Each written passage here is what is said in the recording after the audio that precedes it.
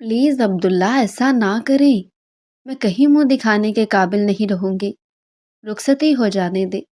نہیں میری جان، مجھ سے اور صبر نہیں ہوگا، تمہارا حسن مجھے پاگل کر دے گا۔ وہ یہ کہتا اس کے گلے سے اس کا دوپٹہ نکال کر دور اچھال گیا۔ رومیسا مچھلی کی طرح تڑپتی اسے خود سے دور کرنے لگی۔ پلیز رومیسا، میری جان، آج نہ روکو مجھے، میں تمہارے جسم کے ہر پردے کو گرا کر آج تمہارا حسن مکمل دیکھنا چاہتا ہوں۔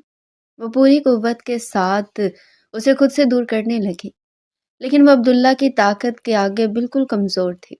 وہ شرٹ لیس تھا، جس کی وجہ سے رومیسا کے ناخن کے نشان اس کی پیٹھ میں نقش بنا رہے تھے۔ وہ آہستہ آہستہ اسے ہر پردے سے آزاد کر گیا تھا۔ اب اس کا مکمل حسن عبداللہ کی آنکھوں کے سامنے تھا۔ عبداللہ اسے اس حالت میں دیکھ بے قابو ہوا تھا۔ وہ ایک جھٹکے میں رومیسا کو بیڈ پر پھینکتا اس کے اوپر آیا تھا۔ وہ منتیں کرتی رہی، عبداللہ خدا کے واسطے ایسا نہ کرو، میں برباد ہو جاؤں گی۔ لیکن وہ عبداللہ ہی کیا جو کسی کی سن رہے۔ وہ اپنے لبوں پر زبان پھیرتا اس کے ساتھ، پلیز عبداللہ ایسا نہ کریں، میں کہیں منہ دکھانے کے قابل نہیں رہوں گی، خدایا رخصتی ہو جانے دے، اب یہ سب غلط ہے، سب کیا سوچیں گے؟ رومیسا کی آواز میں لرزش تھی، اس کے ہاتھ جڑے ہوئے تھے اور آنکھوں سے ایک لڑی کی طرح آنسو برس رہے تھے۔ میں دیوار کے ساتھ لگی کھڑی تھی، جیسے اپنے وجود کے اس ٹھوس دیوار میں چھپا لینا چاہتی ہو تاکہ سامنے کھڑے اس طوفان سے بچ سکے۔ نہیں میری جان، مجھ سے وہ صبر نہیں ہوگا، تمہارا یہ حسن، یہ بے پناہ کشش مجھے پاگل کر دے گی۔ میں کب تک انتظار کروں؟ تم میری ہو، تم پر میرا حق ہے۔ عبداللہ کی آواز میں ایک عجیب سی گونج تھی، ایک ایسا جنون جو کسی دلیل کو سننے کے لیے تیار نہیں تھا۔ وہ دھیرے دھیرے اس کی جانب بڑھ رہا تھا، اس کی آنکھوں میں سرخ ڈورے تیر رہے تھے جو اس کے اندر کے جذبات کی شدت کی گواہی دے رہے تھے۔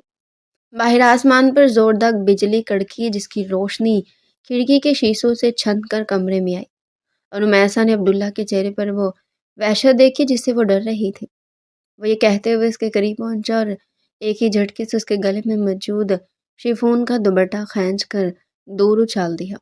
دوپٹہ ہوا میں لہراتا ہوا دور کرسی پر جا گرا۔ عبداللہ، رومیسا کی چیخ نکلی۔ وہ مچھلی کی طرح تڑپتی ہوئے اسے خود سے دور کرنے لگی۔ اللہ کے واسطے ہوش میں آئے، ہم کزن ہے، ہمارا نکاح ہوا ہے، لیکن رخصتی ابھی باقی ہے۔ آپ میری عزت ہے، میری عزت کو یوں پامال نہ کرے۔ پلیز رومیسا میری جان، آج نہ روکو مجھے۔ عبداللہ نے اس کی کلائیاں مضبوطی سے تھام لی اور انہیں دیوار کے ساتھ لگا دیا۔ اس کا سانس پھول رہا تھا۔ نکاح کے بعد تم پر میرا مکمل حق ہے، یہ رسمیں، یہ رواج، یہ سب دنیا کے ڈھوکلے ہیں۔ میں تمہارے جسم کے ہر پردے کو گرا کر آج تمہارا حسن مکمل دیکھنا چاہتا ہوں، مجھے مت روکو آج۔ نہیں نہیں، رومیسا پوری قوت کے ساتھ اسے خود سے دور کرنے کی کوشش کر رہی تھی، لیکن عبداللہ کی مردانہ طاقت کے آگے وہ بالکل کمزور تھی۔ وہ نازک سی لڑکی جو پھولوں کی طرح پلی تھی، آج ایک ایسے طوفان کی زد میں جو اس کی ہر التجا کو روندتا جا رہا تھا۔ عبداللہ نے اپنی شرٹ کے بٹن نوچ ڈالے اور شرٹ اتار کر ایک طرف پھینک دی۔ وہ شرٹ لیس تھا، اس کا مضبوط اور کسرتی بدن رومیسا کے سامنے تھا۔ رومیسا نے اپنی آنکھیں مینچ لی، شرم اور خوف سے اس کا برا حال تھا۔ وہ اپنے ہاتھوں کو چھڑانے کی کوشش کر رہی تھی، جس کی وجہ سے اس کے ناخن عبداللہ کی پیٹھ اور بازوؤں پر گڑ گئے، سرخ نشان ابھر آئے، لیکن عبداللہ کو جیسے کسی درد کا احساس ہی نہیں ہو رہا تھا۔ اس پہ صرف ایک ہی دھن سوار تھی، رومیسا کو حاصل کرنے کی دھن۔ دیکھو میری طرف رومیسا۔ عبداللہ نے اس کا چہرہ اپنے ہاتھوں کے پیالے میں بھرا۔ اپنی آنکھیں کھولو، دیکھو میں کون ہوں، میں تمہارا عبداللہ ہوں جس سے تم محبت کرتی ہو۔ محبت عزت مانگتی عبداللہ، محبت رسوا نہیں کرتی۔ رومیسا ہچکیوں کے درمیان بولی، آپ محبت نہیں کر رہے، آپ ہوس کے غلام بندے ہیں۔ ہوش میں آئی، اگر ماموں یا امی کو پتہ چلا تو میں مر جاؤں گی۔ لیکن وہ عبداللہ ہی کیا جو کسی کی سن لیتا۔ اس وقت اس کے سر پر عشق کا بھوت نہیں بلکہ اسے حاصل کرنے کی ضد سوار تھی۔ وہ آہستہ آہستہ اسے ہر پردے سے آزاد کر گیا تھا۔ رومیسا کی مزاحمت دم توڑتی جا رہی تھی، اس کی طاقت جواب دے گئی تھی۔ اب اس کا مکمل حسن عبداللہ کی آنکھوں کے سامنے بے نقاب تھا۔ عبداللہ کی نظریں اس کے سراپے پر جم گئی تھی۔ جیسے کوئی پیاسا صدیوں بار پانی کا چشمہ دیکھ لے۔ عبداللہ اسے اس حالت میں دیکھ کر مزید بے قابو ہو گیا تھا۔ اس نے رمیسا کو بازوؤں میں بھرا اور ایک جھٹکے میں بیڈ پر پھینکا۔ نرم گداس بستر پر گرتی رمیسا نے اٹھنے کی کوشش کی، لیکن عبداللہ بجلی کی سی تیزی سے اس کے اوپر جھکا اور اسے اپنے حصار میں لے لیا۔ عبداللہ، خدا کے واسطے ایسا نہ کرو، میں برباد ہو جاؤں گی، میری قسم ہے آپ کو۔ رمیسا نے آخری حربہ استعمال کیا۔ وہ منتیں کرتی رہی، اس کی آواز میں ایسی دردناک لرزش تھی جو پتھر کو بھی موم کر دے۔ لیکن عبداللہ نے اس کی دونوں کلائیاں ایک ہاتھ سے پکڑ کر سر کے اوپر بیڈ گراؤنڈ کے ساتھ ٹکائی اور اپنے لب اس کے کان کے قریب لے گیا۔ تم برباد نہیں، آباد ہو رہی ہو رمیسا، میرے عشق میں۔ وہ اپنے لبوں پر زبان پھیرتا اس کے چہرے کے قریب جھکا۔ باہر بارش کی تیز بڑھ گئی تھی، جیسے قدرت بھی رمیسا کی بے بسی پر رو رہی ہو۔ کمرے میں صرف ان دونوں کی بھاری سانسوں کی آوازیں تھی۔ رمیسا عبداللہ کے گھر رہنے آئی تھی ماموں کی بیماری کی وجہ سے، لیکن اسے کیا معلوم تھا کہ جس محافظ کو وہ اپنا مانتی ہے وہی آج اس کے لیے سب سے بڑا خطرہ بن جائے گا۔ وہ وہاں اس کے ساتھ زبردستی کر رہا تھا۔ رمیسا سے روکتی رہے گی، واسطے دیتی رہے گی، اللہ اور رسول کے احکامات یاد دلاتی رہے گی، خاندانی عزت کا بھرم یاد دلاتی رہے گی، لیکن وہ نہیں رکا۔ وقت جیسے تھم سا گیا تھا۔ کمرے کی فضا میں ایک عجیب سی گھٹن تھی۔ کچھ دیر کی کشمکش کے بعد رمیسا کی آوازیں مدھم پڑ گئی۔ اس کی مزاحمت کم ہو گئی۔ شاید اس نے حالات کے آگے ہار مان لی تھی، یا پھر صدمے نے اسے سن کر دیا تھا۔ کافی دیر بعد جب طوفان تھم چکا تھا، کمرے میں قبرستان جیسی خاموشی چھا گئی۔ عبداللہ بیڈ کے کونے پر سر جھکائے بیٹھا تھا۔ اس کے ہاتھ اپنے بالوں میں الجھے ہوئے تھے۔ اس کا سانس ابھی بھی بے ترتیب تھا، لیکن اب اس کی آنکھوں کی وحشت کم ہو چکی تھی اور اس کی جگہ ایک عجیب سے خالی پن نے لے لی تھی۔ دوسری طرف رمیسا وہ بے حال اجڑی ہوئی حالت میں بستر کے دوسرے کونے پر پڑی تھی۔ اس نے اپنے آپ کو بیڈ شیٹ میں بری طرح لپیٹا ہوا تھا، جیسے وہ کپڑے کا ٹکڑا اب اس کی واحد پناہ گاہ ہو۔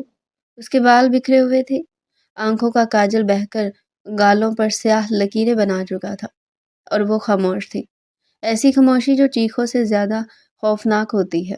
وہ صرف چھت کو گھور رہی تھی۔ اس کی آنکھوں سے آنسو مسلسل بہہ کر تکیے میں جذب ہو رہے تھے، لیکن لبوں سے ایک لفظ ادا نہیں ہو رہا تھا۔ اس کا وجود کانپ رہا تھا۔ وہ رمیسا جو اپنی شوخیوں اور قہقہوں کے لیے مشہور تھی، اس وقت ایک ٹوٹی ہوئی گڑیا کی طرح بے جان لگ رہی تھی۔ عبداللہ نے ہمت مجتمع کر کے اس کی طرف دیکھا۔ رمیسا کی حالت دیکھ کر اس کے اندر کچھ ٹوٹا۔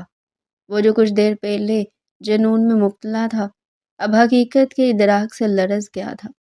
رومی، عبداللہ نے دھیمی آواز میں سے پکارا اور اپنا ہاتھ اس کی طرف بڑھایا۔ رمیسا نے اس کی آواز پر کوئی رد عمل ظاہر نہیں کیا، بس ذرا سا سکڑ گئی، جیسے اس کی آواز سے بھی اسے چوٹ لگ رہی ہو۔ اس کا یہ رد عمل عبداللہ کے لیے کسی تھپڑ سے کم نہیں تھا۔ مجھے معاف کر دو، عبداللہ کی آواز بھر آ گئی۔ میں بہک گیا تھا رومی، میں نہیں چاہتا کہ… رمیسا نے آہستہ سے سر موڑا اور خالی نظروں سے عبداللہ کو دیکھا۔ ان آنکھوں میں اب نہ محبت ہی، نہ شکوہ، نہ ہی غصہ، وہاں صرف ویرانی تھی، ایک ایسی ویرانی جس نے عبداللہ کے دل کو چیر کر رکھ دیا۔ معافی؟ رمیسا کی آواز اتنی مدھم تھی کہ بامشکل سنائی تھی۔ کس چیز کی معافی عبداللہ؟ کانچ کا گلاس توڑنے کی، یا کسی کا مان، کسی کی روح توڑنے کی؟ وہ کوہنی کے بل اٹھنے کی کوشش کرنے لگی، لیکن کمزوری کی وجہ سے دوبارہ گر گئی۔ آپ جیت گئے عبداللہ، آپ کی ضد جیت گئی، آپ کی انا جیت گئی، لیکن آج آپ ہار گئے۔ آپ نے اپنی رمیسا کو کھو دیا ہے، وہ رمیسا جو آپ کی عزت پر فخر کرتی تھی، جو آپ کے نام کی قسم کھاتی تھی، وہ مر گئی ہے۔ عبداللہ کا سر شرمندگی سے جھک گیا۔ میں نے کہا میں ہوں تمہارے، میرا حق تھا۔ اس نے کمزور سی دلیل پیش کرنے کی کوشش کی۔ حق مانگا جاتا ہے عبداللہ، چھینا نہیں جاتا، رمیسا نے سسکتے ہوئے کہا۔ اور جو چیز چھین لی جائے اس میں برکت نہیں رہتی، اس میں محبت نہیں رہتی۔ آپ نے آج صرف میرے جسم کو نہیں روندا، آپ نے ہمارے رشتے کے تقدس کو پامال کیا ہے۔ رخصتی صرف ایک رسم نہیں تھی، وہ میرے والدین کی عزت تھی، وہ میرا مان تھا کہ میں عزت و احترام سے آپ کے گھر کی زینت بنتی، لیکن آپ نے مجھے اس قابل نہیں چھوڑا کہ میں کسی سے نظر ملا سکوں۔ عبداللہ اٹھ کھڑا ہوا، اسے گھٹن ہونے لگی تھی۔ وہ رمیسا کے آنسوؤں کا مزید سامنا نہیں کر سکتا تھا۔ اس نے تیزی سے اپنی شرٹ اٹھائی اور پہنے بغیر کندھے پر ڈالی اور کمرے سے باہر نکلنے لگا۔ دروازے پر پہنچ کر وہ رکا اور مدھم آواز میں بولا، میں صبح پھوپھو سے بات کروں گا رخصتی کے لیے، اور پھر دروازہ زور سے بند کرتا ہوا باہر نکل گیا۔ پیچھے رمیسا اکیلی رہ گئی۔ وہ دوبارہ تکیے میں منہ چھپا کر پھوٹ پھوٹ کر رو دی تھی۔ باہر بارش پھر سے شروع ہو گئی تھی، لیکن اس بار بارش کا شور رمیسا کے اندر کے طوفان کے سامنے بہت مدھم تھا۔ وہ سوچ رہی تھی کہ کل صبح وہ کس منہ سے اپنی ماں کا سامنا کرے گی، کس منہ سے آئینے میں خود کو دیکھے گی۔ عبداللہ نے اپنی محبت کی تکمیل تو کر لی تھی، لیکن رمیسا کی روح کو کرچی کرچی کر دیا تھا۔ رات کا اندھیرا گہرا ہوتا جا رہا تھا، اور اس اندھیرے میں ایک لڑکی کی معصومیت اور ایک لڑکے کا جنون دونوں ہی گم ہو چکے تھے۔ وقت بھی کیسا ظالم ہوتا ہے، کبھی پنکھوں پر بٹھا کر آسمان کی سیر کراتا ہے اور کبھی اسی بلندی سے زمین پر اسے ایسے پٹکتا ہے کہ انسان کی روح تک کرچی کرچی ہو جاتی ہے۔ رمیسا کے ساتھ بھی کچھ ایسے ہوا تھا۔ وہ رمیسا جو اپنی قسمت پر ناز کرتی تھی، جسے اپنے مقدر پر رشک آتا تھا، وہ عبداللہ کی پھوپھو کی بیٹی تھی، اور عبداللہ اس کے سگے ماموں ابرار کا بیٹا۔ دونوں فرسٹ کزن تھے اور بچپن میں ایک دوسرے کے نام سے منسوب سمجھے جاتے تھے۔ رمیسا کے سر سے باپ کا سایہ بہت پہلے اٹھ چکا تھا۔ والد کے انتقال کے بعد اس کی دنیا ویران ہو سکتی تھی اگر ماموں ابرار اور خاص طور پر عبداللہ اس کی ڈھال نہ بنتے۔ عبداللہ جو اسے عمر میں کچھ سال بڑا تھا، اس کی حفاظت اور محبت میں ہمیشہ پیش پیش رہا۔ 1 سال پہلے جب عبداللہ نے گھر میں صاف کہہ دیا تھا کہ میری دلہن بنے گی تو صرف رمیسا، تو رمیسا کے پیر زمین پر نہیں ٹک رہے تھے۔ عبداللہ کی پسند، اس کی ضد اور اس کا جنون رمیسا کے لیے کسی آزاد سے کم نہیں تھا۔ رومی، تم صرف میری ہو۔ اس کائنات میں اگر کوئی تمہیں میری نظر سے دیکھے گا تو میں دنیا جلا دوں گا۔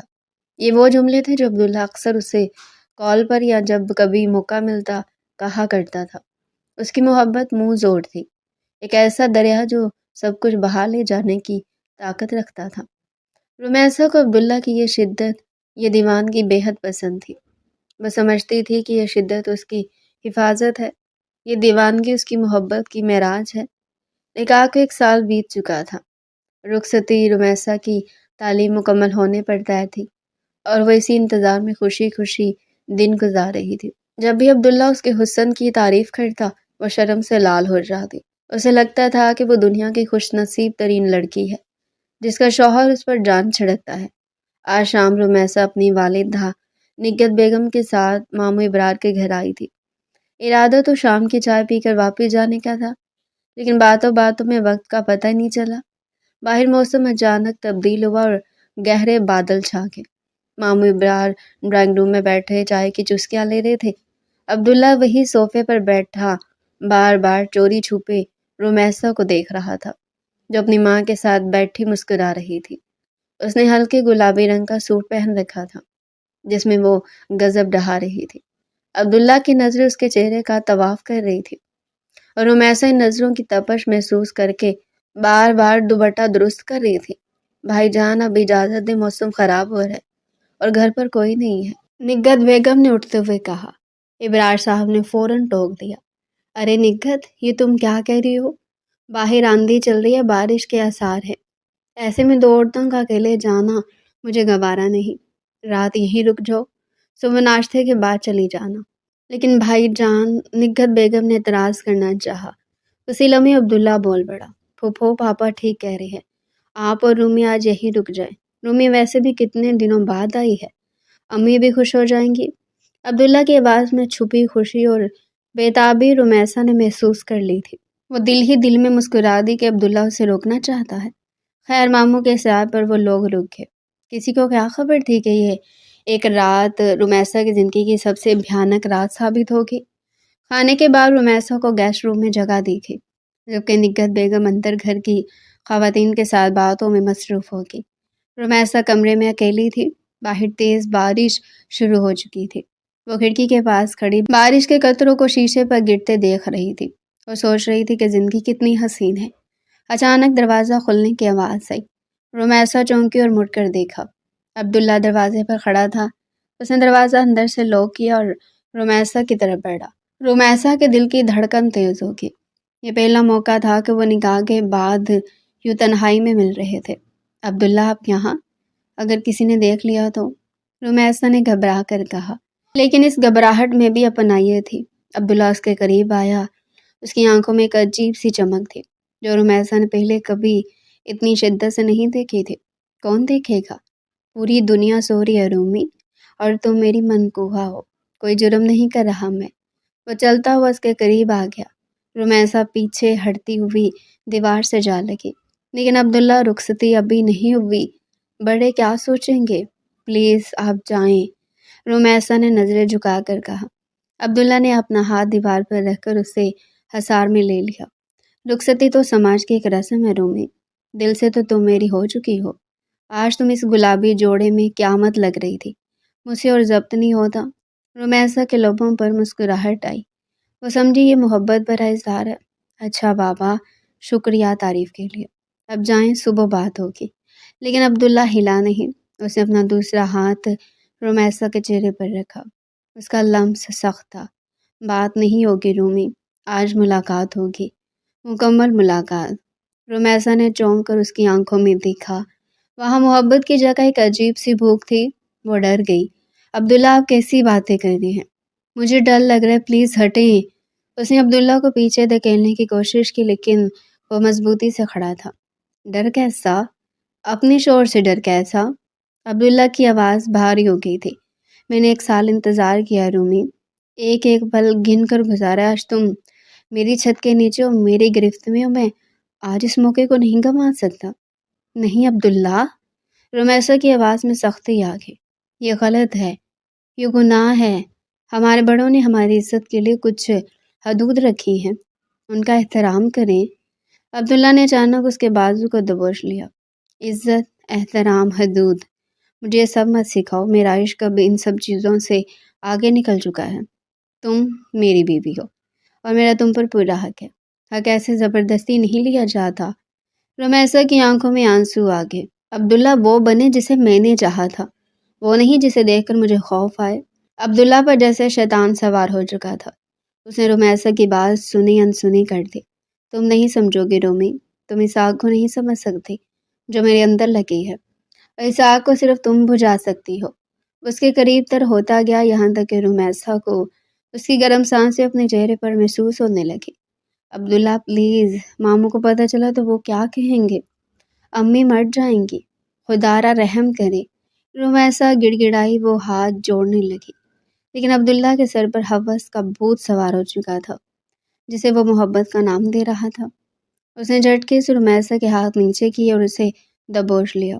آج کوئی بیچ میں نہیں آئے گا، نہ ماموں، نہ پھپھو، اور نہ ہی یہ سماج۔ اور پھر وہی ہوا جس کا ڈر تھا۔ وہ محافظ، وہ کزن، وہ شوہر جس پر رمیسا کو ناز تھا، جس کی محبت کی وہ قسمیں کھاتی تھی، وہ اس لمحے ایک درندے میں بدل گیا۔ رمیسا کی مزاحمت، اس کی چیخیں، اس کے آنسو، کچھ بھی عبداللہ کے جنون کو نہ روک سکا۔ وہ رمیسا جو اپنی ماں کے ساتھ خوشی خوشی مہمان بن کر آئی تھی، جیسے اپنے ماموں کے گھر میں تحفظ کا احساس ہوتا تھا، اسی گھر کی 4 دیواری میں اسی کے محافظ نے اس کی عزت کی چادر کو تار تار کر دیا۔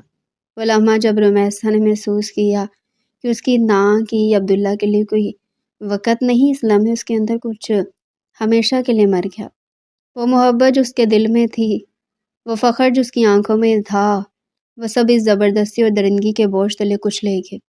رات کے اس پہر عبداللہ اپنی ہوس کی تسکین کو رہا تھا اور رمیسا اپنی بربادی کا تماشا دیکھ رہی تھی، بے بس اور لاچار۔ اس طوفانی رات کے بعد سے رمیسا کی دنیا ساکت ہو گئی تھی۔ عبداللہ نے اس واقعے کے اگلے ہی دن اسے کال کرنے کی کوشش کی، کئی پیغامات بھیجے جن میں معافی، ندامت اور شرمندگی کا اظہار تھا، لیکن رمیسا نے اسے ہر جگہ سے بلاک کر دیا تھا۔ اس کی روح پر جو زخم لگے تھے وہ سوری کے مرہم سے بڑھنے والے نہیں تھے۔ نگہت بیگم اپنی بیٹی کی حالت دیکھ کر پریشان تھی۔ وہ سمجھ رہی تھی کہ شاید تعلیم کے بورڈ یا موسم کی تبدیلی نے اسے نڈھال کر دیا ہے۔ رومی بیٹا کچھ تو کھا لے، دیکھ تیرا چہرہ کتنا زرد ہو گیا ہے۔ نگہت بیگم ناشتے کی ٹرے لیے اس کے کمرے میں آئی جہاں وہ کھڑکی کے باہر خالی نظروں سے دیکھ رہی تھی۔ بھوک نہیں ہے امی، رومیسا نے سپاٹ لہجے میں جواب دیا۔ ارے کیسے بھوک نہیں ہے؟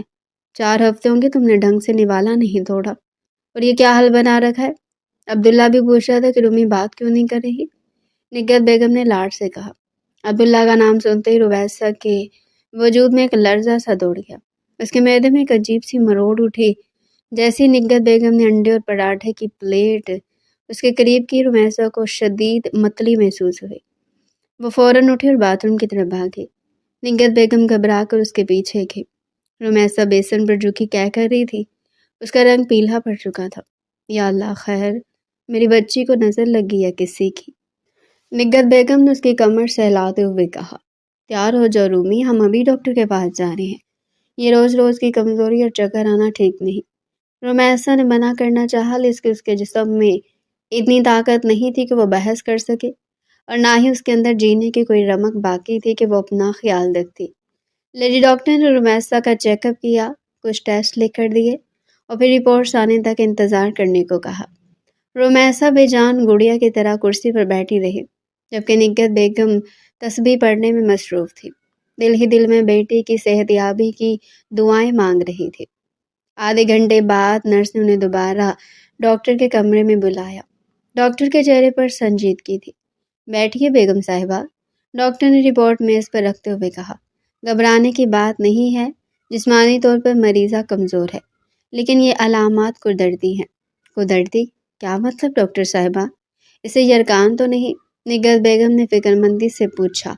ڈاکٹر نے اینک درست کرتے ہوئے رومیسا کی طرف دیکھا۔ تو سر جھکائے بیٹھی تھی، پھر نگہت بیگم کی طرف دیکھ کر دھیمے لہجے میں بولی، مبارک ہو، اب نانی بننے والی ہے، آپ کی بیٹی امید سے ہے۔ لمحہ بھر کے لیے کمرے میں سناٹا چھا گیا۔ نگہت بیگم کو لگا شاید انہوں نے کچھ غلط سنا ہے۔ کیا کہا آپ نے؟ نگہت بیگم کی آواز کانپ گئی۔ ڈاکٹر صاحبہ ہوش میں بات کر رہی ہے، میری بیٹی ہے، کنواری ہے ابھی، اس کا نکاح ہوا لیکن رخصتی نہیں ہوئی۔ یا آپ کیا بےہودہ مذاق کر رہی ہیں؟ رومیسا نے زور سے اپنی مٹھیاں بھینچ لی۔ اس کا سانس رکنے لگا تھا۔ وہ جس حقیقت سے بھاگ رہی تھی وہ اب ایک بھوت بن کر اس کے سامنے کھڑی تھی۔ بیگم صاحبہ، میڈیکل سائنس جھوٹ نہیں بولتی۔ ڈاکٹر نے رپورٹ ان کی طرف بڑھا دی۔ یہ پریگننٹ ہے۔ میں آپ کے خاندانی معاملات نہیں جانتی، لیکن رپورٹ یہی بتا رہی ہے۔ نگہت بیگم نے جھپٹ کر رپورٹ اٹھائی۔ حالانکہ وہ اسے پڑھ نہیں سکتی تھی، لیکن ان کاغذوں نے ان کی دنیا ہلا دی تھی۔ انہوں نے خوفناک نظر رومیسا پر ڈالی۔ رومیسا کا سر اب بھی جھکا ہوا تھا اور وہ مجرموں کی طرح کانپ رہی تھی۔ نگہت بیگم نے رومیسا کا ہاتھ اتنی زور سے پکڑا کہ اس کی ہڈی چٹکنے کی آواز آئی۔ چل گھر۔ ان کی آواز میں ایک ایسی سرد مہری تھی جو غصے سے زیادہ خطرناک تھی۔ گھر پہنچتے نگہت بیگم نے دروازہ لاک کیا اور رومیسا کو بازو سے گھسیٹتی ہوئی لاؤنج میں لے آئی۔ رومیسا گھٹتے گھٹتے بچی۔ امی میری بات سنیں۔ رومیسا نے روتے ہوئے کہنے کی کوشش کی۔ چپ، بالکل چپ، اپنی زبان مت کھولنا۔ نگہت بیگم دہاڑی۔ ان کا چہرہ غصے سے تمتما رہا تھا۔ اگلا ہی لمحہ ایک زوردار تھپڑ رومیسا کے گال پر پڑا۔ ہائے، میں لٹ گئی، میں برباد ہو گئی۔ یہ دن دیکھنے کے لیے تجھے پیدا کیا تھا، یہ تربیت دی تھی میں نے تجھے۔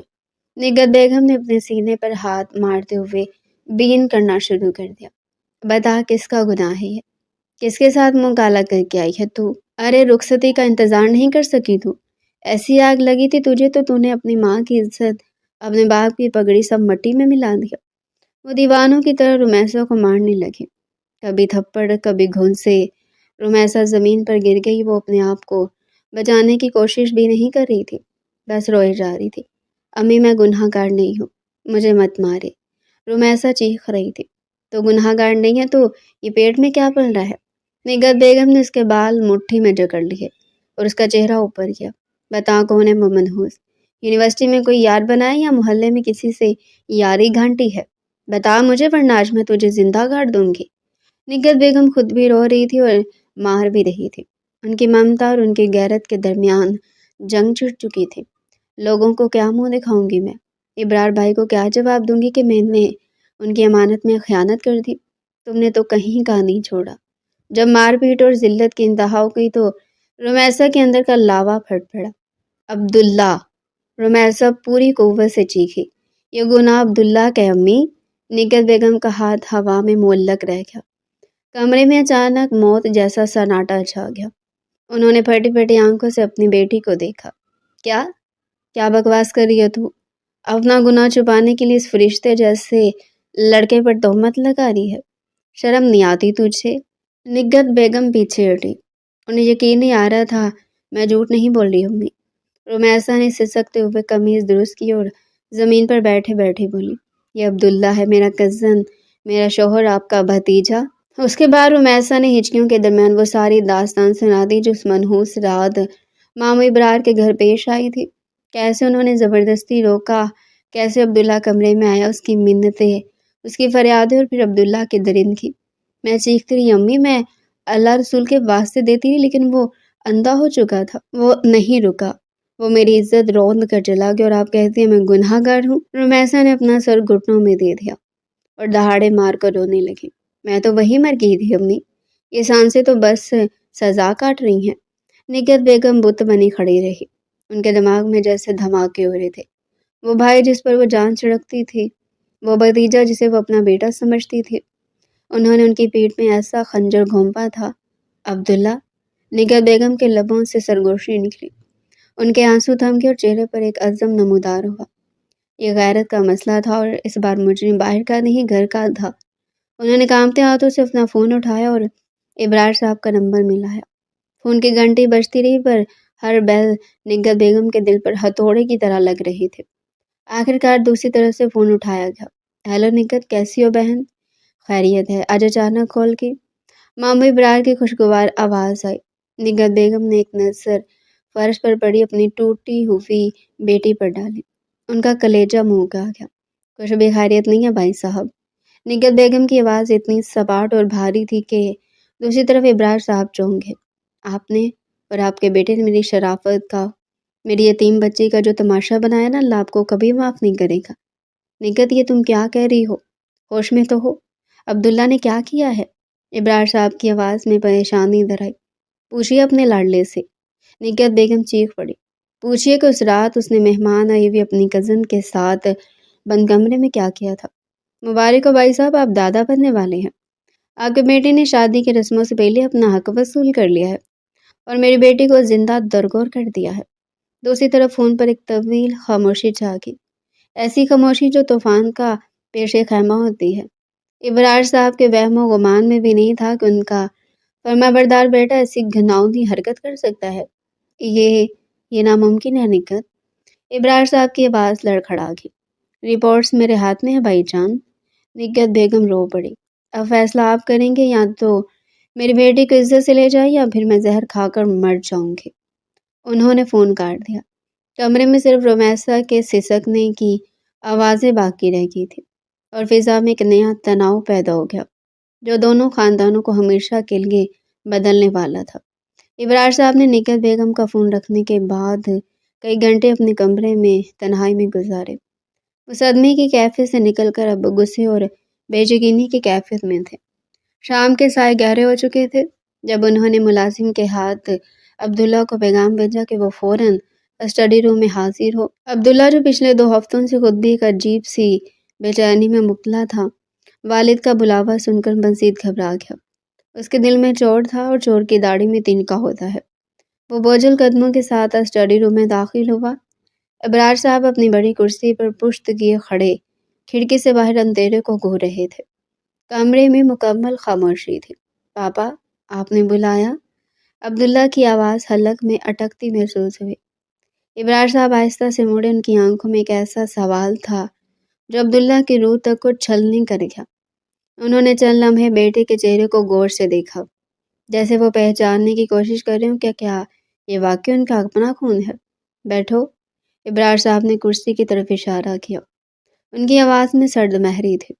عبداللہ سہم کر بیٹھ گیا۔ آج تمہاری پھپھو نگہت کا فون آیا تھا۔ ابرار صاحب نے تمہید باندھے بغیر براہ راست وار کیا۔ وہ بہت رو رہی تھی۔ انہوں نے ایک ایسی بات بتائی جس پر میرا دل یقین کرنے کو تیار نہیں، لیکن میرا دماغ کہہ رہا ہے کہ دھوئیں کے پیچھے آگ ضرور ہوتی ہے۔ عبداللہ کا رنگ فک ہو گیا، اس کے ماتھے پر پسینے کے قطرے نمودار ہوئے۔ کیا کہا پھپھو نے؟ عبداللہ نے انجان بننے کی کوشش کی۔ ابرار صاحب میز پر جھکے اور عبداللہ کی آنکھوں میں آنکھیں ڈال کر بولے، انہوں نے کہا کہ رومیسا امید سے ہے اور اس کی ذمہ داری انہوں نے تم پر ڈالی ہے۔ کیا یہ سچ ہے عبداللہ؟ عبداللہ کے لیے خبر کسی بم دھماکے سے کم نہیں تھی۔ اسے اندازہ تھا کہ اس کی غلطی سنگین ہے، لیکن اس غلطی کا یہ نتیجہ اتنی جلدی سامنے آئے گا یہ اس نے سوچا بھی نہیں تھا۔ خوف کے مارے اس کا گلا خشک ہو گیا۔ اس لمحے اسے اپنی عزت، باپ کا خوف اور رسوائی کا ڈر سچ پر حاوی نظر آیا۔ نہیں پاپا، عبداللہ ہکلایا۔ اس کی آنکھیں جھک گئی۔ یہ غلط فہمی، میں نے ایسا کچھ نہیں کیا۔ پھوپھو شاید جذباتی ہو رہی ہیں۔ وہ ایک کمزور اور بزدلانہ جھوٹ تھا، اور ابرار صاحب جیسے جان دیدہ شخص کے لیے اسے پکڑنا مشکل نہیں تھا۔ وہ جانتے تھے نگہت اپنی بیٹی پر اتنا بڑا الزام بلا وجہ نہیں لگائے گی، اور نہ ہی رومیسا جیسی پاک باز لڑکی جھوٹ بولے گی، لیکن وہ عبداللہ کے منہ سے سچ سننا چاہتے تھے۔ ابرار صاحب نے گہری سانس لی اور کرسی کی پشت سے ٹیک لگا لی۔ دیکھو عبداللہ، میں تمہیں اپنی صفائی کا ایک موقع دیتا ہوں۔ میں ابھی کوئی فیصلہ نہیں سنا رہا۔ جھوٹ انسان کو کچھ دیر کے لیے بچا تو سکتا ہے، لیکن اس کی بنیادیں کھوکھلی ہوتی ہیں۔ انہوں نے انگلی اٹھا کر تنبیہ کی۔ میں 2 دن دے رہا ہوں تمہیں۔ 2 دن سوچ لو، سمجھ لو، اگر تم نے سچ بول دیا تو شاید میں کوئی راستہ نکال لوں، لیکن اگر 2 دن بعد مجھے کسی اور ذریعے سے یقین ہو گیا کہ تم جھوٹ بول رہے ہو تو یاد رکھنا میں تمہیں اپنی اولاد سمجھنے سے انکار کر دوں گا۔ اب جاؤ یہاں سے۔ عبداللہ لڑکھڑاتے قدموں سے باہر نکلا۔ اسے لگا جیسے کمرے کی زمین اس کے پیروں کے نیچے سے سرک رہی ہے۔ اگلے 2 دن عبداللہ کے لیے جہنم سے کم نہیں تھے۔ وہ اپنے کمرے میں بند رہا، نہ کھانے کا ہوش، نہ سونے کا سکون۔ رومیسا امید سے ہے، یہ جملہ بار بار اس کے کانوں میں گونج رہا تھا۔ کبھی اسے خوشی کا ایک ننھا سا احساس ہوتا کہ وہ باپ بننے والا ہے، لیکن فوراً ہی ندامت اور خوف اس احساس کو دبوچ لیتے۔ اس نے کانپتے ہاتھوں سے رومیسا کا نمبر ملایا۔ وہ اس سے بات کرنا چاہتا تھا، پوچھنا چاہتا تھا، شاید معافی مانگنا چاہتا تھا، یا شاید یہ طے کرنا چاہتا تھا کہ اب کیا کرنا ہے۔ پلیز رومی، فون اٹھا لو، ایک بار بات کر لو۔ لیکن فون مسلسل بند جا رہا تھا۔ اس نے واٹس ایپ پر دیکھا، وہ بلاک تھا۔ اس نے ٹیکسٹ کیا، ڈیلیور بھی نہیں ہوا۔ رومیسا نے اپنے گرد حصار کھینچ لیا تھا۔ عبداللہ کشمکش میں تھا کہ کیا کرے۔ اگر وہ اقرار کرتا تو باپ کی نظروں سے گر جائے گا، اور اگر انکار کرتا تو وہ رومیسا کو ہمیشہ کے لیے کھو دے گا، اور اس آنے والے بچے کا کیا ہوگا؟ وہ رات کا منظر اس کی آنکھوں کے سامنے گھومنے لگا۔ رومیسا کی چیخیں، اس کی منتیں، اور اس کا اپنا وحشیانہ روپ۔ یہ میں نے کیا کر دیا؟ وہ سر پکڑ کر بیٹھ گیا۔ میں نے اپنی محبت کو خود اپنے ہاتھوں سے مٹی میں ملا دیا۔ وہ ٹھیک کہتی تھی، میں نے سب برباد کر دیا۔ دوسرے دن کی شام تک عبداللہ کا ضمیر اسے اتنا ملامت کر چکا تھا کہ اب اس میں مزید جھوٹ بولنے کی ہمت نہیں رہی تھی۔ وہ جان گیا تھا کہ سچ کڑوا ضرور ہے، لیکن وہی اب واحد راستہ ہے۔ 2 دن کی مہلت ختم ہو چکی تھی۔ ابرار صاحب اسی کرسی پر بیٹھے تھے جیسے وہ 2 دن وہیں بیٹھے انتظار کر رہے ہوں۔ عبداللہ دوبارہ کمرے میں داخل ہوا۔ اس بار اس کے کندھے جھکے ہوئے تھے، لیکن چہرے پر ایک عجیب سی سنجیدگی تھی۔ وقت ختم ہو گیا عبداللہ، ابرار صاحب نے گھڑی کی طرف دیکھتے ہوئے کہا۔ بتاؤ، کیا فیصلہ کیا تم نے؟ کیا وہ الزام جھوٹا ہے؟ عبداللہ چند لمحے خاموش رہا۔ کمرے میں گھڑی کی ٹک ٹک سنائی دے رہی تھی۔ پھر وہ آہستہ سے آگے بڑھا اور ابرار صاحب کے قدموں کے پاس قالین پر بیٹھ گیا۔ اس نے اپنا سر ان کے گھٹنوں پر رکھ دیا۔ مجھے معاف کر دیں پاپا۔ عبداللہ کی آواز بھر آ گئی۔ مجھ سے بہت بڑی غلطی ہو گئی ہے۔ میں بہک گیا تھا، وہ سب سچ ہے جو رومیسا نے کہا۔ ابرار صاحب نے آنکھیں بند کر لی۔ حالانکہ وہ یہ سچ جانتے تھے، لیکن بیٹے کے منہ سے اعتراف سن کر ان کا دل ٹوٹ گیا۔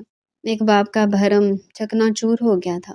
اچانک ابرار صاحب نے جھٹکے سے خود کو پیچھے کیا اور کھڑے ہو گئے۔ عبداللہ کا سر قالین پر جا لگا۔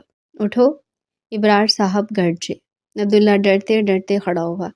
اس نے اپنی نظر اٹھا کر باپ کو دیکھا ہی تھا کہ ایک زوردار تھپڑ اس کے منہ پر پڑا۔ تھپڑ کی گونج پورے کمرے میں پھیل گئی۔ عبداللہ کا چہرہ دوسری طرف گھوم گیا۔ گال پر انگلیوں کے سرخ نشان ابھر آئے۔ اس نے زندگی میں پہلی بار اپنے باپ سے مار کھائی تھی۔ شرم نہیں آئی تمہیں؟ ابرار صاحب کا ہاتھ کانپ رہا تھا۔ غصے اور دکھ کی وجہ سے تم نے میری تربیت پر پانی پھیر دیا۔ میں کس منہ سے اپنی بہن کا سامنا کروں گا؟ وہ بہن جس نے تمہیں اپنے بیٹوں کی طرح چاہا، تم نے اسی کی بیٹی کی عزت کو پامال کیا۔ عبداللہ رو پڑا۔ پاپا میں شرمندہ ہوں، میں واقعی بہت شرمندہ ہوں۔ میں شیطان کے بہکاوے میں آ گیا تھا۔ میں رومیسا سے بہت محبت کرتا ہوں، میں اسے اپنانا چاہتا ہوں۔ محبت؟ ابرار صاحب نے نفرت سے کہا۔ اسے محبت نہیں کہتے عبداللہ، اسے ہوس کہتے ہیں۔ محبت محافظ ہوتی ہے، محبت صبر سکھاتی ہے۔ تم نے تو جانور والا سلوک کیا ہے، تم نے رومیسا کا مان توڑا ہے، میرا مان توڑا ہے۔ ابرار صاحب ٹہلنے لگے، وہ شدید کرب میں تھے۔ تم نے مجھے کہیں منہ دکھانے کے قابل نہیں چھوڑا۔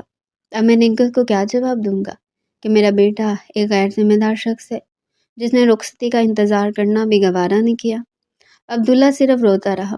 آپ جو سزا دیں گے مجھے قبول ہے پاپا، بس مجھے رومی سے دور نہ کریں، میں اس کے بغیر مر جاؤں گا، اور اب تو ہمارا بچہ بھی۔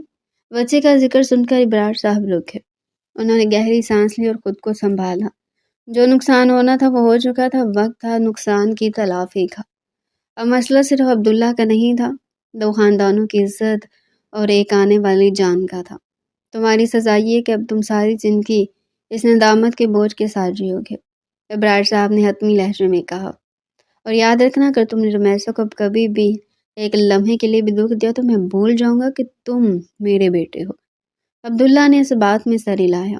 میں وعدہ کرتا ہوں پاپا، میں اس کے پیر دھو کر پیوں گا، اس کی ہر ناراضگی سہ لوں گا۔ ابرار صاحب نے اسی وقت عبداللہ کے سامنے ہی نگہت بیگم کو فون ملایا۔ ان کا لہجہ غصے والا نہیں بلکہ انتہائی معذرت خواہانہ اور شرمندہ تھا۔ نگہت بہن، ابرار صاحب کی آواز لرز گئی۔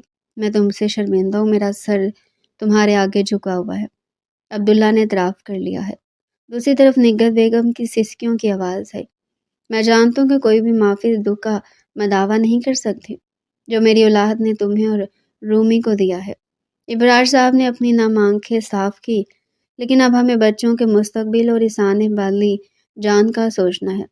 میں مزید تاخیر نہیں چاہتا۔ عبداللہ خاموشی سے سر جھکائے کھڑا سن رہا تھا۔ آج بدھ ہے، ابرار صاحب نے فیصلہ کن انداز میں کہا۔ آنے والے جمعہ کو ہم رخصتی کے لیے آئیں گے۔ کوئی دھوم دھام نہیں ہوگی، کوئی بینڈ باجا نہیں ہوگا۔ ہم سادگی سے آ کر اپنی بہو کو لے جائیں گے۔ یہ شادی اب جشن نہیں رہی، اب ہماری ذمہ داری ہے۔ نگہت بیگم نے بوجھل دل کے ساتھ حامی بھر لی۔ ان کے پاس بھی اب اس کے علاوہ کوئی چارہ نہیں تھا۔ ابرار صاحب نے فون رکھا اور عبداللہ کی طرف دیکھا۔ تیاری کرو، جمعہ کو رخصتی ہے، اور سن لو وہ لڑکی اب صرف تمہاری بیوی نہیں، اس گھر کی عزت ہے جسے تم نے مجروح کیا ہے۔ اسے وہ مقام واپس دلانا اب تمہارا کام ہے۔ عبداللہ نے سر ہلایا۔ جی پاپا۔ جمعہ کا دن طے پا گیا۔ وہ شادی جس کے لیے دونوں گھرانوں کے مہینوں سے خواب سجا رکھے تھے، اس کے لیے رومیسا نے کتنے ارمان پالے تھے، اب وہ ایک خاموش سمجھوتے اور ایک آزمائش کی شکل اختیار کر گئی تھی۔ خوشیوں کی جگہ اب شرمندگی اور دکھ نے لے لی تھی، اور محبت کے اس رشتے پر بھی ایک انمٹ داغ لگ چکا تھا جسے دھونے میں شاید پوری عمر لگنے والی تھی۔ جمعہ کا سورج غروب ہو چکا تھا، لیکن اپنے پیچھے اندھیرا نہیں بلکہ ایک عجیب سی ویرانی چھوڑ گیا تھا۔ رخصتی ہو گئی تھی، نہ کوئی شہنائی بجی، نہ ڈھولک کی دھاپ گونجی، اور نہ ہی کہہ کے فضا میں بکھرے۔ بس خاموشی سے ابرار صاحب اپنی بہو کو لے آئے۔ رومیسا سرخ جوڑے میں ملبوس تھی، زیورات سے لدی تھی، لیکن اس کا چہرہ سپاٹ تھا، جیسے کوئی زندہ لاش ہو جسے زبردستی دلہن بنا دیا گیا ہو۔ عبداللہ جب اپنے کمرے میں داخل ہوا تو کمرہ گلاب اور چنبیلی کے پھولوں سے مہک رہا تھا۔ یہ وہی کمرہ تھا جہاں اس نے اپنی محبت کا خواب دیکھا تھا، لیکن آج یہ کمرہ اسے کانٹنے کو دوڑ رہا تھا۔ وہ آہستہ قدموں سے بیڈ کی طرف بڑھا۔ رومیسا گھونگھٹ نکالے نہیں بیٹھی تھی اور نہ ہی اس کے انتظار میں تھی۔ وہ بیڈ کے ایک سائڈ پر دیوار کی طرف منہ کیے لیٹ چکی تھی۔ اس نے اپنے اوپر کمبل تان رکھا تھا، گویا وہ عبداللہ کی موجودگی کو مکمل طور پر نظر انداز کر رہی تھی۔ عبداللہ کا دل کٹ گیا۔ وہ جانتا تھا کہ وہ اسی سلوک کا حقدار ہے۔ وہ بیڈ کے کنارے بیٹھ گیا۔ رومی، اس نے سرگوشی کی، میں جانتا ہوں تم جاگ رہی ہو، کمبل میں ذرا سی جنبش نہیں ہوئی، میں تمہارے پاس نہیں آؤں گا، ڈرو مت۔ عبداللہ کی آواز میں کرب تھا۔ میں بس یہ کہنا چاہتا ہوں کہ مجھے معاف کر دو۔ میں جانتا ہوں کہ میری معافی تمہارے زخم نہیں بھر سکتی، لیکن یقین کرو میں پل پل مر رہا ہوں۔ تمہاری یہ خاموشی مجھے مار رہی ہے۔ रुमैसा खामोश रही। उसकी तरफ से कोई जवाब नहीं आया, बस उसके तकिए का एक कोना गीला हो रहा था, जो अब्दुल्ला को नज़र नहीं आया। मैं पूरी ज़िंदगी इंतज़ार करूँगा रूमी, उस दिन का जब तुम अपनी मर्ज़ी से मेरी तरफ देखोगी। अब्दुल्ला ने एक ठंडी आह भरी और तकिया उठाकर सोफ़े की तरफ बढ़ गया। उस रात सुहाग रात की सेज पर दुल्हन अकेली रोती रही और दुल्हा फर्श पर लेटकर छत को घूरता अपने गुनाहों का हिसाब करता रहा। वक्त का पहिया गुजरता रहा, दिन हफ्तों में और हफ्ते महीनों में बदल गए। घर में बज़ाहिर सब ठीक था, लेकिन अंदर से सब खोखला था। रुमैसा ने एक बेहतरीन बहू का किरदार निभाया। वो सबका ख्याल रखती, वक्त पर खाना बनाती, घर संभालती, लेकिन अब्दुल्ला के लिए उसके पास सिर्फ खामोशी थी। वो अब्दुल्ला के सामने पत्थर की मूरत बन जाती। अब्दुल्ला उसका ख्याल रखता, उससे डॉक्टर के पास ले जाता, उसके लिए फल काट कर लाता, उसकी दवाइयाँ वक्त पर देता, लेकिन रुमैसा कभी इसकी आंखों में नहीं देखती थी और उसे सिर्फ ज़रूरत के वक्त मुखातिब करती। ये सर्द महरी, ये बेइतनाई अब्दुल्ला के लिए किसी ताज़ियाने से कम नहीं थी। वो रोज़ अपने घर में अजनबी बना फिरता था। वो रुमैसा को मनाने की हज़ार कोशिशें करता, तोहफे लाता जो वो खुले बगैर अलमारी में रखते थे। अब्दुल्ला का हंसता बोलता ख़त्म हो गया था। वो रुमैसा की इस हालत का ज़िम्मेदार खुद को समझता था और यही एहसास जुर्म उसे अंदर ही अंदर घायल कर रहा था। फिर वो दिन आया जिसने इस घर की किस्मत बदल दी। अस्पताल के लेबर रूम के बाहर अब्दुल्ला दीवानों की तरह टहल रहा था। इब्रार साहब और निग्गत बेगम दुआओं में मसरूफ़ थे। अब्दुल्ला की आंखों से आंसू जारी थे। या अल्लाह, मेरी रूमी को बचा लेना, मेरी कोताहियों की सज़ा उसे मत देना। अचानक लेबर रूम का दरवाज़ा खुला और एक नन्ही सी चीख ने फिज़ा का सुकूत तोड़ दिया। नर्स बाहर आई, उसके चेहरे पर मुस्कुराहट थी। मुबारक हो, अल्लाह ने रहमत से नवाजा है, बेटी हुई है। अब्दुल्ला वहीं सजदे में गिर गया। निग्गत बेगम और इब्रार साहब ने एक दूसरे को गले लगा लिया। कुछ देर बाद जब रुमैसा को प्राइवेट रूम में शिफ्ट किया गया तो फिज़ा बदली हुई थी। रुमैसा बेड पर नीम दराज थी। उसका चेहरा कमज़ोर लेकिन पुरसकून था। उसकी गोद में सफ़ेद कपड़े में लिपटी एक नन्ही सी जान थी। रुमैसा ने अपनी बेटी को देखा। वो बिल्कुल अब्दुल्ला जैसी थी, वही आंखें, वही नक्श। रुमैसा के दिल में जो नफ़रत, जो गुस्सा, जो शिकवे थे, इस मासूम चेहरे को देखकर जैसे पिघलने लगे। उसने रोते हुए बच्ची को अपने सीने में बींच लिया। ममता का जज्बा हर दर्द पर हावी हो गया था। उसके आंसू बच्ची के माथे पर गिरे। ये आंसू दुख के नहीं, शुक्र और मोहब्बत के थे। दरवाज़ा खुला और अब्दुल्ला अपने वालिदैन के साथ अंदर दाखिल हुआ। उसकी नज़र सामने वाले मंजर पर पड़ी। रुमैसा अपनी बेटी को सीने से लगाए रो रही थी। ये मंजर देखकर अब्दुल्ला के कदम वहीं जम गए। वो आहिस्ता आहिस्ता आगे बढ़ा। रुमैसा ने सर उठाकर उसे देखा। 8 माह में पहली बार उसने अब्दुल्ला की आंखों में देखा था। अब्दुल्ला रुमैसा के पास पहुंचा और अचानक सबके सामने अपने माँ बाप की मौजूदगी परवाह किए बगैर रुमैसा के कदमों में बैठ गया। उसने अपने दोनों हाथ जोड़ दिए। रूबी, अब्दुल्ला फूट फूट कर रो पड़ा। वो शख्स जो सबके सामने मजबूत बना फिरता था, आज टूट कर बिखर चुका था। मुझे माफ़ कर दो, खुदा के लिए मुझे माफ़ कर दो। मैं इस फरिश्ते का सामना नहीं कर सकता अगर तुमने मुझे माफ़ ना किया। मैं जानता हूँ मैं गुनहगार हूँ, लेकिन देखो, अल्लाह ने हमें एक नई उम्मीद दी है। मुझे अपनी बेटी के लिए माफ़ कर दो। कमरे में मौजूद निग्गत बेगम और इब्रार साहब की आंखों में भी नमी आ गई। वो जानते थे कि ये फैसला अब सिर्फ रुमैसा का है। रुमैसा ने रोते हुए अब्दुल्ला को देखा, जो बच्चों की तरह बिलक रहा था। उसने फिर अपनी गोद में मौजूद इस नन्ही कली को देखा, जो बेखबर सो रही थी। इस बच्चे को बाप की ज़रूरत थी और रुमैसा को शायद उसे भी अब अपने पुराने अब्दुल्ला की ज़रूरत थी। वो अब्दुल्ला जो उसका मुहाफिज था।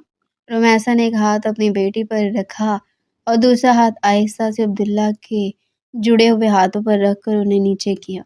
उठे अब्दुल्ला। रुमैसा की आवाज़ कमज़ोर थी, लेकिन उसमें अब वो सर्दमहरी नहीं थी। माजी को हम बदल नहीं सकते, लेकिन आने वाले जान का मुस्तकबिल हमारे हाथ में है। अब्दुल्ला ने चौंक कर ऊपर देखा। रुमैसा की आंखों में अब भी नमी थी, लेकिन वहाँ माफ़ी की हल्की सी रमक नमूदार हो चुकी थी। मैंने आपको माफ़ किया, रुमैसा ने बामुश्किल कहा और फिर अपनी बेटी को थोड़ा सा आगे करते हुए बोली, अपनी बेटी की खातिर, क्योंकि मैं नहीं चाहती कि मेरी बेटी का बाप सर झुका कर जिए। अब्दुल्ला ने कांपते हाथों से अपनी बेटी को और रुमैसा के हाथ को थाम लिया। उसने इन दोनों के हाथों को चूम लिया। मैं वादा करता हूँ रूमी, आज के बाद तुम्हारी आंखों में कभी आंसू नहीं आएंगे, सिर्फ खुशी के आंसू होंगे। نگل بیگم نے آگے بڑھ کر دونوں کی بلائیں لی۔ ابرار صاحب نے بیٹے کے کاندھے پر ہاتھ رکھا۔ باہر سورج نکل رہا تھا، بارش تھم چکی تھی اور بادل چھٹ رہے تھے۔ کمرے میں موجود وہ ننھی پری مسکرا رہی تھی، جیسے وہ جانتی ہوں کہ اس کی آمد نے دو ٹوٹے ہوئے دلوں کو دوبارہ جوڑ دیا ہے۔ ڈیئر پیارے ناظرین، یہ تھا آج کا ہمارا انٹرسٹنگ اور مزے کا ناول۔ مزید ایسے ہی ناول اگر آپ ہمارے چینل پر ڈیلی سننا چاہتے ہیں، چینل کو سبسکرائب کریں، ویڈیو کو لائک کریں اور کمنٹ سیکشن میں اپنی رائے لازمی دیں۔